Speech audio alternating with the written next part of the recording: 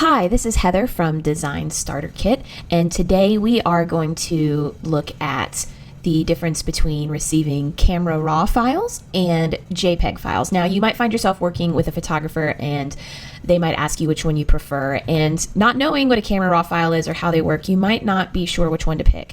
And so we're going to look at the difference between the two and really the advantages of choosing camera raw files and how you can edit them yourself. So today I have a picture that I took in my city here in Asheville of a path downtown. And this is the JPEG version of the photo, taken just no edits, no corrections, just a JPEG of it.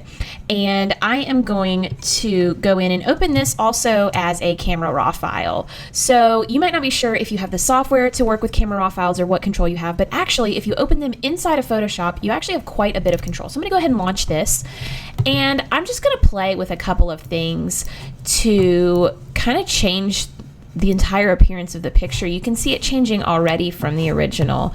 I'm gonna just tweak a few things here just really quick. There we go. So I've made several edits. I'm going to open the image in Photoshop just so that we can see the difference. Now, just to prove my point, I'm going to flip back over to my JPEG image here and try to do the same thing with filters.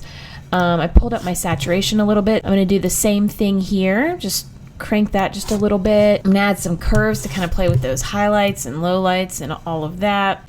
But as you can see, even already, I'm not getting the same kind of response, especially you see here in these trees.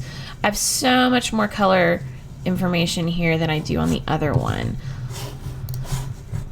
Let's just add one more filter for fun. We'll play with the levels, just trying to make it as sharp as the other one.